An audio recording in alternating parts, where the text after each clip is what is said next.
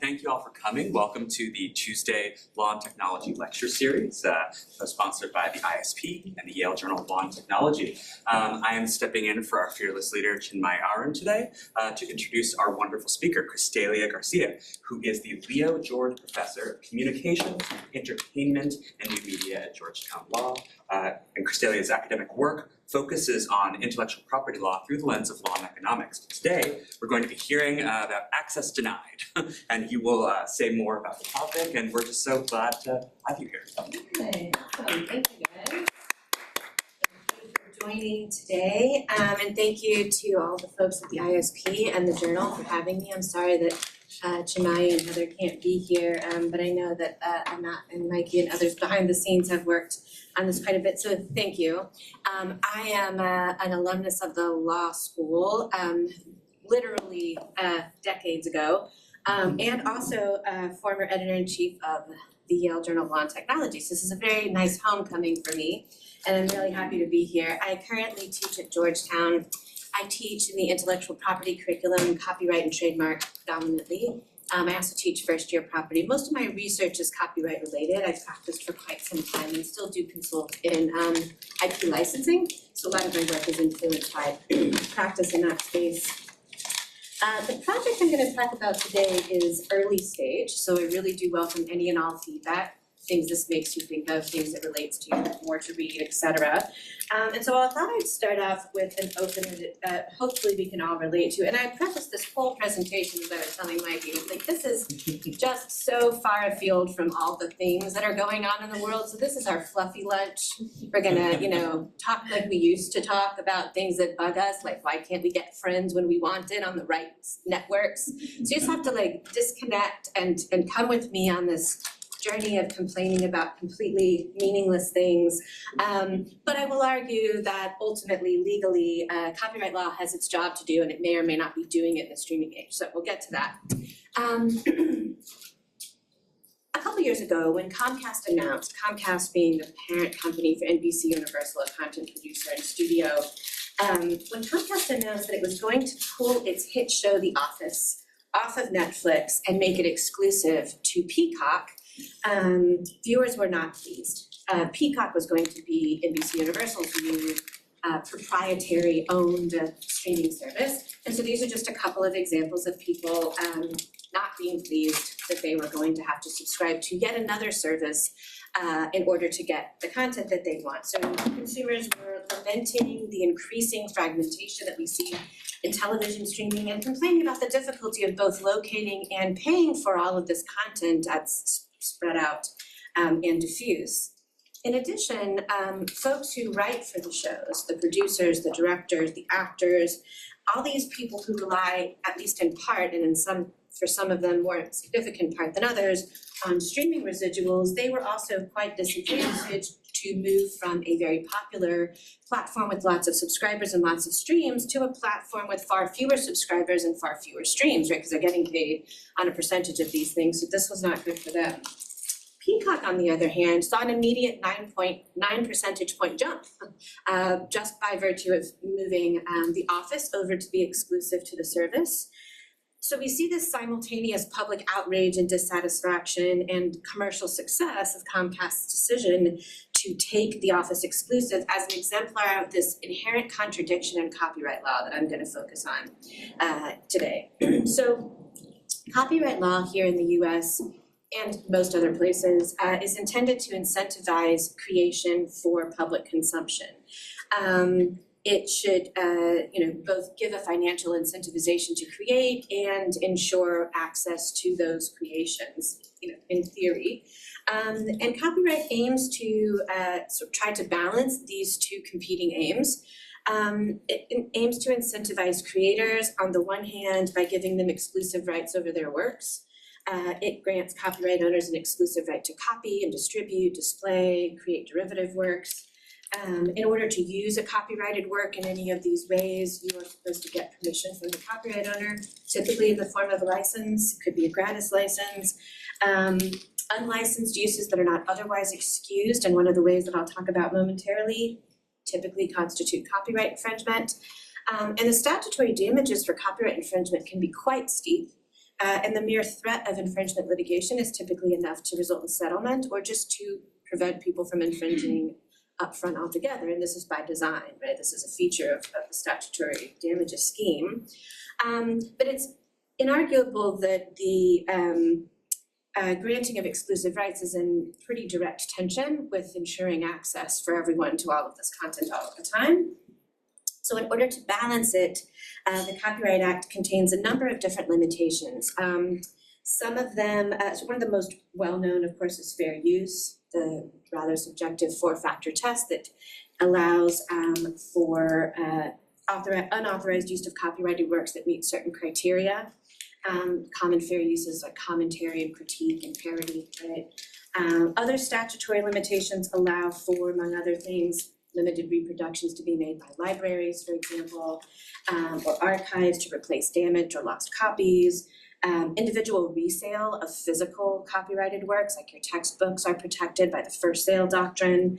And we even have some secondary transmissions for broadcast television under satellite compulsory licensing. The statute also excuses the circumvention of certain technological protection measures for approved purposes, such as to accommodate specific disabilities. And there are a series of statutory licenses that are kind of unique to the Copyright Act. They allow prospective licensees of copyrighted content who meet the statutory requirements and pay the statutory rates to make use of this copyrighted content without permission. They just have to comply with the statute. One of the most popular ones, of course, is the Section 115 license. You can cover a song without permission as long as you pay whenever you sell or distribute copies of that song. There are compulsory licenses under the New Music Modernization Act that are supposed to correct for market failures and allow, for example, a streaming service to license millions of different songs from thousands of different parties all at once. The jury's decidedly out on how well these statutory licenses are actually working, right? There's various discontents, but they get the job done in a sense.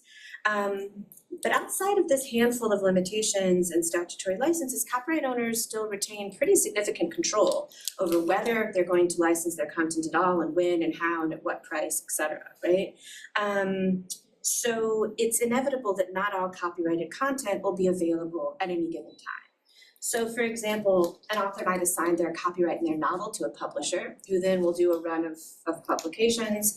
But then as sales begin to slow or disappear or never start in the first place, the publisher can just cease to print any more copies. And no one else can print any legal copies either, right? So eventually it gets harder and harder to find these books until they are just impossible to find altogether. This is a particular problem in the digital age, where often there is never a physical version printed, right? It just comes up as an ebook and then the ebook goes away. Now there's really nowhere to find it, right? Not on any rare book site, not on eBay, right? It's just gone. I'll pose another example. This I'm doing pre-streaming on purpose. We can show how things have changed a bit. This time from the television industry. This involves the cancellation of a television drama that predates many of your births at this point, but was near and dear to my heart, and it is My So-Called Life, which was canceled by ABC in May of 1995 after just 19 episodes. Desperate fans at the time launched a first-of-its-kind campaign to get the show renewed using AOL Messenger, so you can kind of get a sense of the time. It's quite dramatic, but they were not successful. And a few months after the cancellation, the show was named Best Drama Series by the Television Critics Association, and the star of the show, Claire Danes, went on to win a Golden Globe for her portrayal of Angela in the series. And critics, including the show's creator, Winnie Holzman, accused ABC of simply being uncomfortable with the show told through the gaze of a 15-year-old girl. It's quite unique in that context at that time. And the show ended on a cliffhanger the first season, right? Angela learns that Brian's in love with her, and that's it. Right? Disappointed fans will never know what she would have done with that, what could have happened. ABC declined to produce any other seasons, and no other studio had the right to do so. So that was the end of My So-Called Life. Now I offer these examples to show that we've always had some problems with copyright owners exercising their exclusive rights and access, right? This isn't a new problem, but in the streaming age, it's different. It looks a little bit different. Certain things have been exacerbated and certain aspects of the problem have changed. For one thing, we're seeing far more vertical combinations than we have seen previously. That is the acquisition of content producer by a streaming platform or vice versa. In the streaming age than we saw previously, the concern used to be largely horizontal. So for example, we used to worry that one record label would buy another record label, would buy another record label, and we would just have this behemoth record label. With streaming, we're more frequently seeing vertical combinations, right? So this is like Comcast and Peacock, right? Where they're both producing the content and distributing the content internally. And what this can lead to in many cases is something called self-preferencing. When we have a combination of a producer and a content producer and a content distributor within a given genre, it can open the door to various behaviors which probably have sound business rationale, but can nonetheless reduce access to copyrighted content, right? So for one thing, a vertically integrated entity is more likely to engage in self-preferencing or the practice of giving itself exclusives to its own content. And this necessarily reduces the quantity and the variety of distribution options for any given piece of content. So of course, the Comcast example that I opened with is an example of this, and you can see in the highlighted portion where this is a business decision, right? It used to license these shows all over the place. Sometimes it might have given Netflix an exclusive for a few months and then had it syndicated elsewhere, but it makes these decisions to give up that licensing revenue, which is inarguably much higher than not, right, as a loss leader, so that it can bump up its own streaming services, and it worked, as I showed you. It really did get people to move over to Peacock.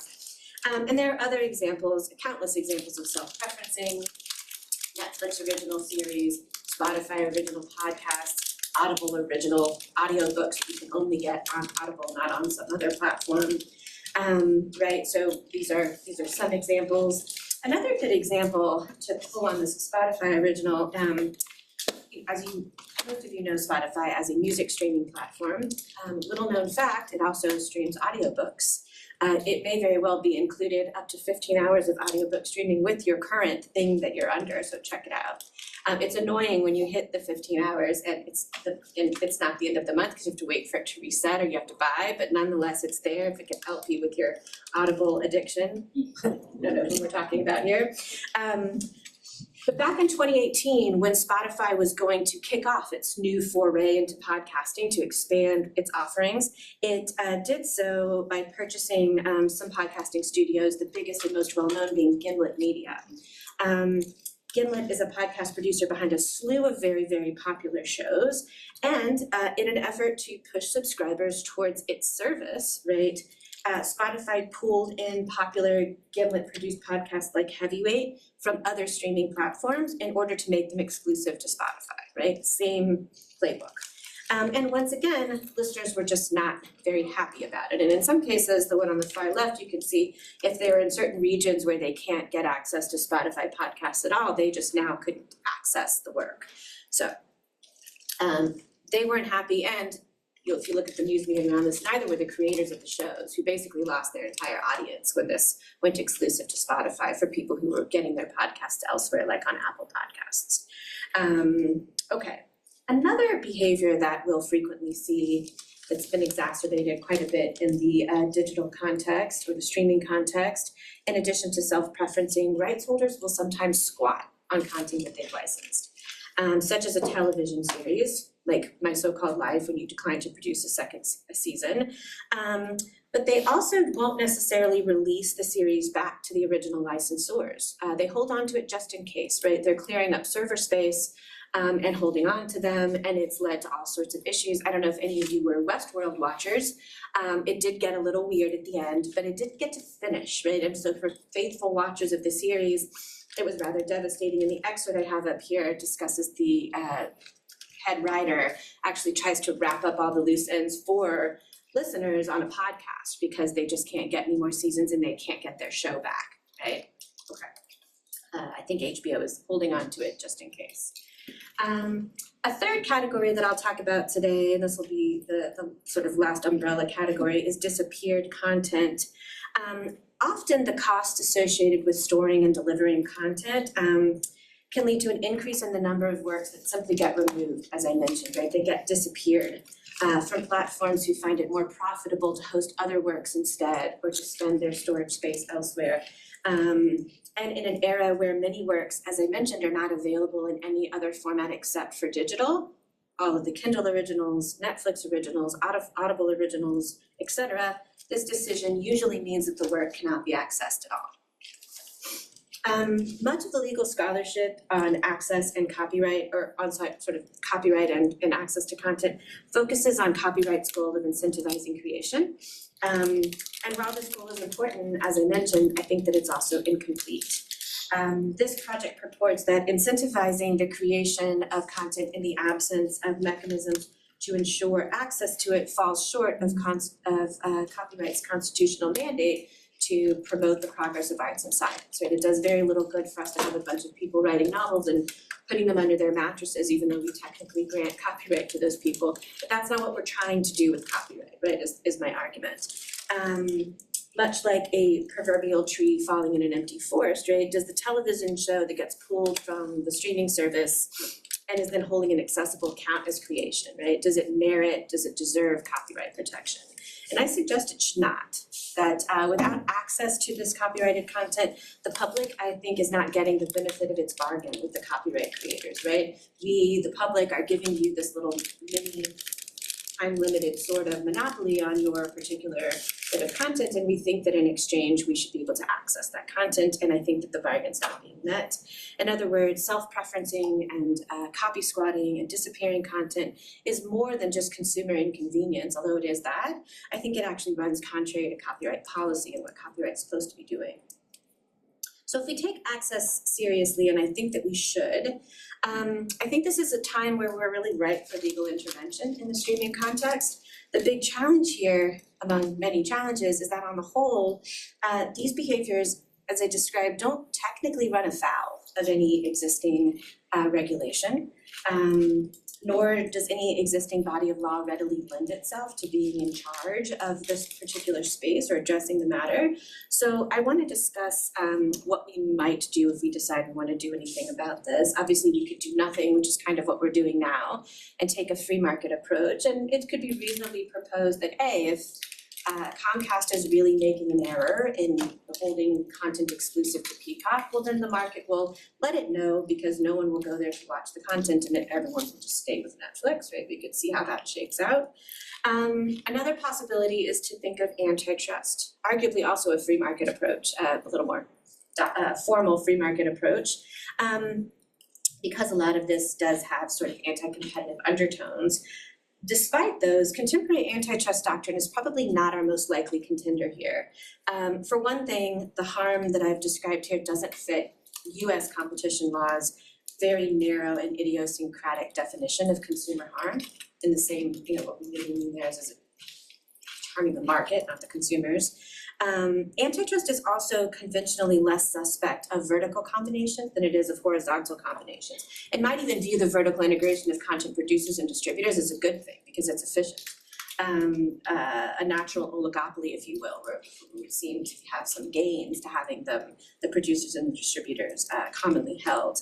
It isn't to say that there's absolutely no hope on the antitrust side.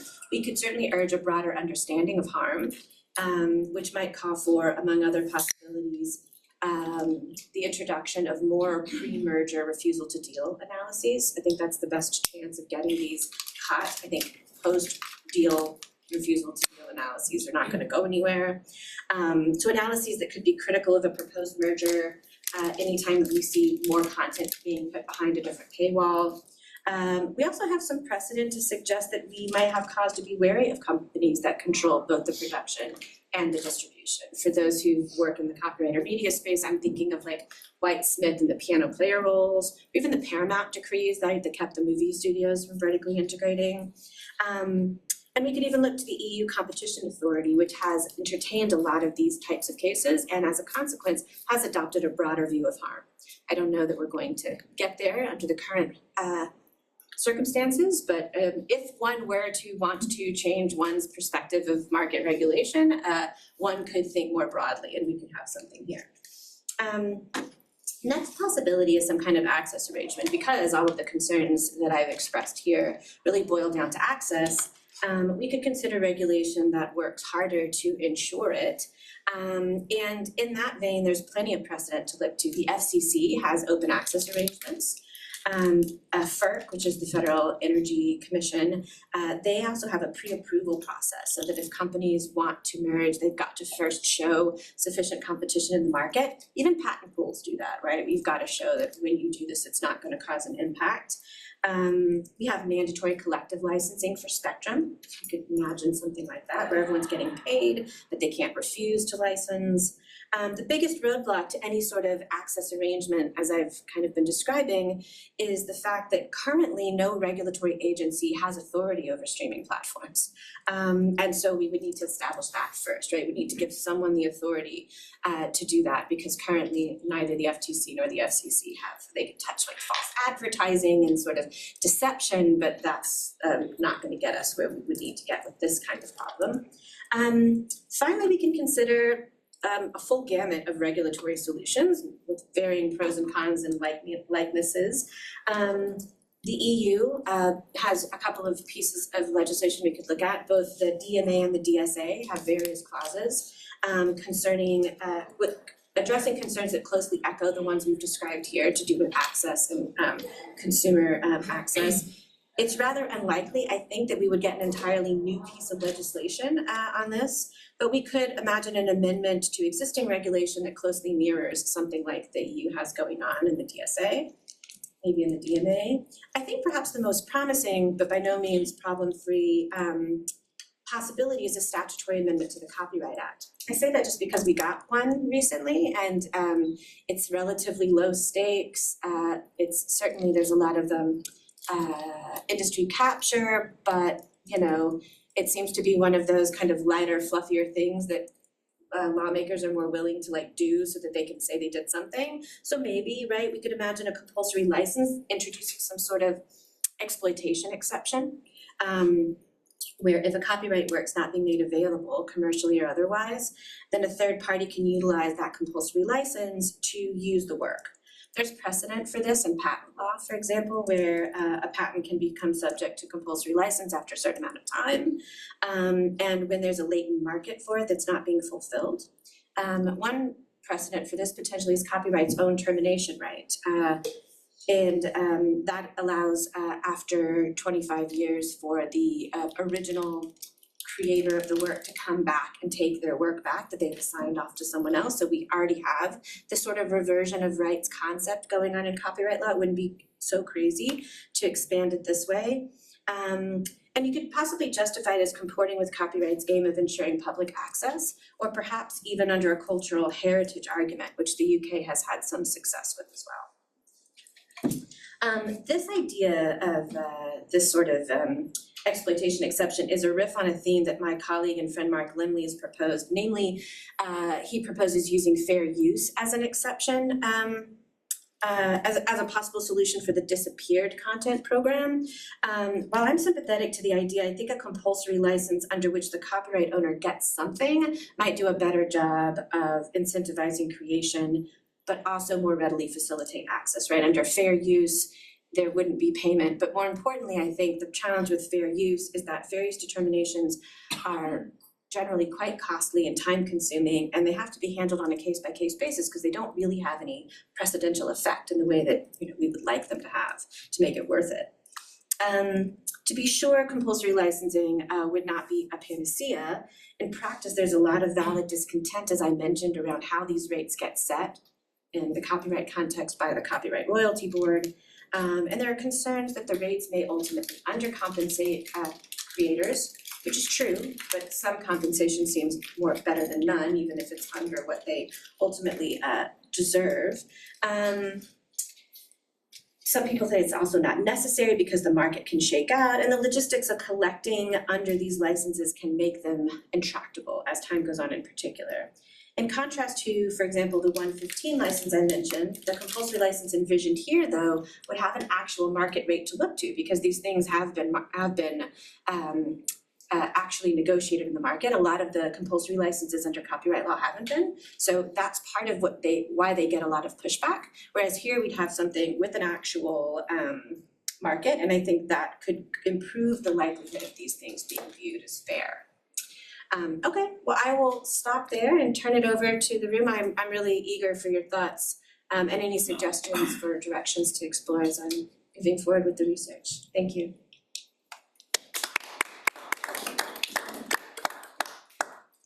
Questions are open. Do I just point at people? Okay, hi. So the idea of these books, that kind of the publishers stop giving access to the books, ebooks especially. I like your ideas, but where does that fit in? Because after all, the distribution is zero. So why would they want to kind of take that off circulation? It doesn't. On the other hand, if they keep it on circulation and sell it for 50 cents even, or provide access to it, it makes sense to them. So there is no economic argument for that particular aspect. I understand the videos and the movies and all of that, but I was just thinking, well, if the idea is maximizing profit, after all, your cost of distribution is zero when it comes to that. So why wouldn't you keep it? And that was the question that I had. And the second thing is, isn't regulation just, a subset of antitrust?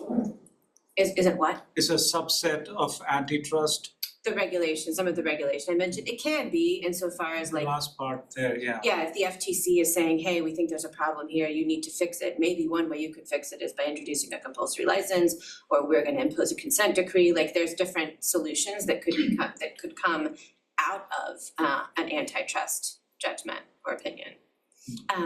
To your first question, my understanding, and I'm more in the weeds, if you will, when it comes to music and music distribution than I am with audio, with ebooks, so maybe someone in here knows more, is that despite the cost being low, it's actually not a zero cost distribution. My understanding is that Kindle frequently pulls the books from Kindle Originals, in part because they take up server space, right? So they're having to actually pay for space to hold the ebook copies that it's not distributing, and that each distribution, while it's minimal, does cost them something. They've got to keep the files in order, and they've got to, actually service getting them to people's computers, take returns when people complain or say that the formats didn't come across properly, so there's consumer sort of service problems on the back end. Nothing's free, even if the cost is quite low.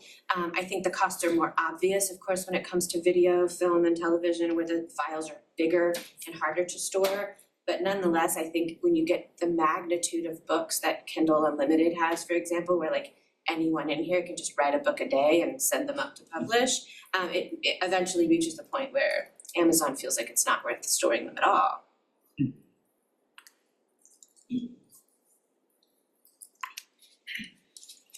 I'm wondering how you think like illegal streaming fits into the picture. So from what I hear, most content is available for free online if you search the right thing into Google. Mm-hmm. And I wonder if that plays a kind of, if that provides something like a check on the kind of disappearance of content, or the kind of, like, it almost provides a price limit to how much people would be willing to pay if it's actually already available for free but it's illegal. Yeah. And like whether that's actually part, like, if you want to regulate or antitrust, like you need to, like, do you want to close that down more, or is that valuable to some extent, or I don't know. Right. It's a good question. I mean, I guess, do you want to close it down more and is it valuable? Depends on who you ask, right? I think the content owners would suggest that it's illegal, so we don't have to entertain the questions of does it add any value, or is there some reason to have it, because it's an illegal, it's copyright infringement. In practice, I think that the streaming platforms are very aware of it. In fact, I think, the advent of Spotify and then all the other competitors, so to speak, like Apple Music and Amazon Music, have gotten the price so good, right, that now very few people pirate anymore, because for $9.99 a month, why bother? The UI is so much better in these streaming platforms and the ability to playlist and so forth, that's really the way to do it. And I think that many of the record labels now would say, almost don't even care about these, pirating MP3 sites, because who wants to like get a pirated MP3 that has, variable audio quality, and it's going to infect them with the virus, and then they've got to store the files and they can't actually put playlists together. So like this is just a better service, right? As far as I know, we don't have any pirating like straight playlisting streaming services, like a pirate version of a Spotify. The closest thing we had was maybe like a mega upload that, went up in flames quite dramatically. Does it serve as a price check? So I think yes, and I think maybe the Spotifys have figured out what that price point is, what the sweet spot is, and they keep pushing it a little bit, $10.99, $14.99 for the family, to see when they start to lose people. But certainly outside of the music context where, MP3s are such smaller files comparatively, film and television, there's still pirating available. And it's getting better, like it takes much less time to BitTorrent a movie now than it used to, but it's still not a good experience. And I think for the most part, that's not a substitute for it. Not least of all because, many of these content owners like NBC Universal do have full-time legal teams or investigative teams who are filing takedowns and getting the stuff taken down. So it's not a consistent experience. And you can certainly pirate episodes of The Office, but it's not a replacement for just subscribing to Peacock or not watching The Office, I guess. Can I just follow up? Do you have a sense of why it's actually possible to stream those? So like, is it the case that the Warner Brothers and the Spotify's aren't investing enough from their end, or whether it's like a technology problem, or whether it's like how the pirates get the episodes? Yeah, and like why it's still a problem, like why it's still possible to just go online and do it. Like, do you know what the kind of Well, not being a pirate myself, my understanding is that sometimes there are copies that someone owns, and then it's just a simply matter of making your copy available for people to stream by uploading it to the sites. And often those make available models are like, I'll make my files available, and then like a Kazaa, then I get to access everyone else's files, right? So that's the tit for tat. Screen captures are also quite popular, and that's why it won't be necessarily the greatest copy of The Office ever, because someone's just screen captured it by streaming their own, Netflix or whatever, but it's an episode and you get what you pay for. I think so. Hi. I'm curious to hear a little bit more about why this vertical integration is a problem, because it seems like in a lot of cases it allows for better quality content, and then consumers can pay less because there's the competition aspect. And the self-preferencing discussion, with Spotify and Gimlet, it's interesting because there's definitely seeming to be some kind of problem there, but it's not really a market failure. So I'm wondering how you would categorize or define that. Yeah, no, that's a great question. And kind of the impetus for this project was to say, like I said, it's not that there's anything wrong with it. And in fact, it would make sense if you were running Spotify and you have a big popular program. Why wouldn't you make it exclusive to your service, right? And exclusives are clearly not a new thing. Everyone, that's the point, right? Get people over to Peacock. Why would you subscribe to Peacock if it didn't have The Office, right? No one knows what the service is. It doesn't have any content you want, right? So the angle that I'm taking tentatively for the moment is that this is not so much a violation of any particular existing regulation, but that it violates both the spirit and the letter of copyright policy, which is that you're supposed to be ensuring access to these things, and a lot of times you're not. You're either making access more difficult or more costly, or in the case of disappeared content, making it go away altogether. Self-preferencing doesn't have the latter part where you remove access altogether, but it can make it more costly and more difficult. So you might have been subscribing to Netflix because you could see The Office. Now, if you want to see The Office, you have to subscribe to Peacock as well, plus, to see whatever else you were seeing on Netflix. And then when, some other show you like spins off and goes to Hulu, you have to subscribe to that. I mean, we all know this experience now where you're kind of subscribing and unsubscribing depending on what seasons you want to see and all this sort of thing. So it's not only point, but again, I maintain it's not just an inconvenient consumer experience, but also arguably in mass works against the notion that we are making this material available.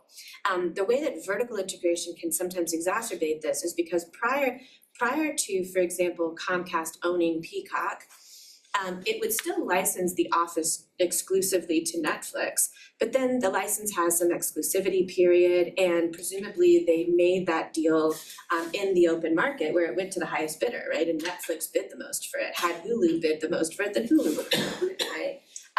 And so we say, well, then the market's there and it's making sure that whoever gets the series, Netflix in this case, is gonna do good things with it because they paid all this money for it. So they're gonna market it and they're gonna make it available and they're gonna, attract consumers with it and so forth.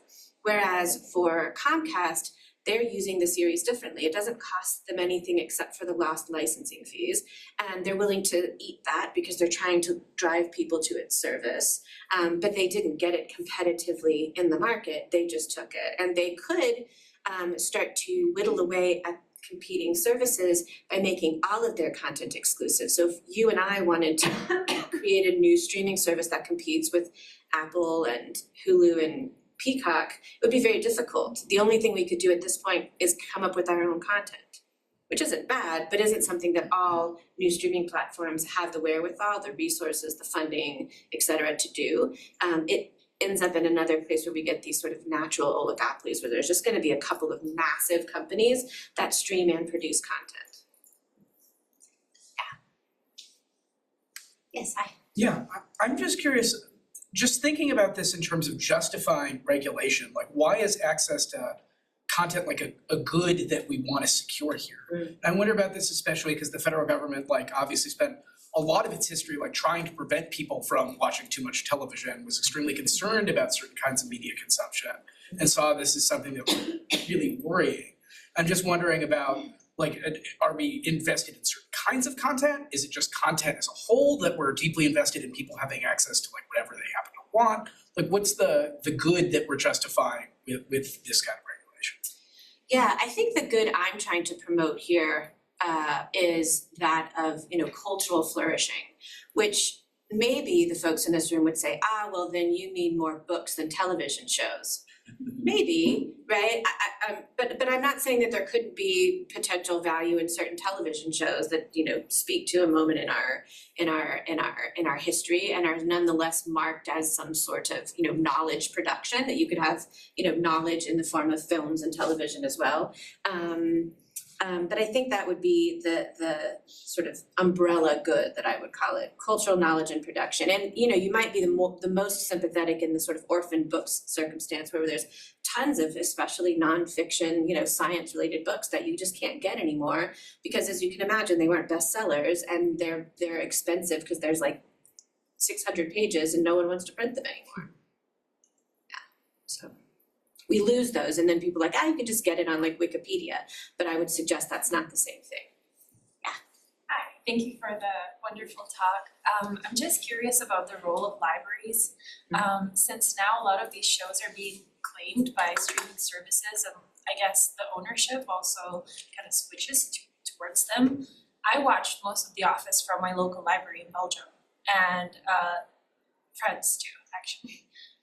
And so I wondered through your library card. Yeah, through my library card, so you could stream on a very shitty screen with just perhaps 2 words and 20 views. But it was I think they were trying to make culture into a public good in that way. But I wonder whether there's some kind of access that libraries or public institutions can get to these kind of products outside of the streaming services. Is there a way for them to do that, or? Yeah, it's a great question, and it's a little tricky, and I invite anyone who knows more about the library thing to please jump in and let us know. As it has been evolving, my understanding is that it's been really hard for libraries because they'd like to be able to have the same offerings for television shows and films as they do for books.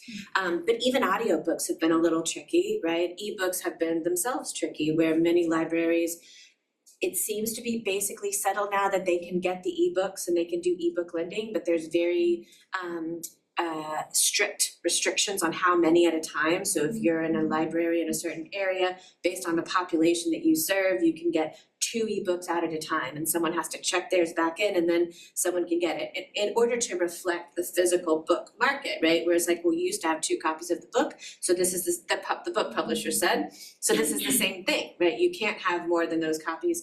And the libraries have tried pushing back and saying, why not have cultural flourishing, right? If we can have 500 copies of the ebook out, why do we have this sort of artificial technology rights management? But the booksellers have been pretty adamant. And my understanding is that the television folks have been even worse, right? Saying, absolutely not. We're not gonna let you just, buy a DVD of season 1 of The Office and then call that something that you can stream. Instead, if you want that DVD, people can come check that DVD out and send that DVD back to you, but they can't just stream it all willy-nilly. And, I think where we'll end up with libraries and their rights is still in flux.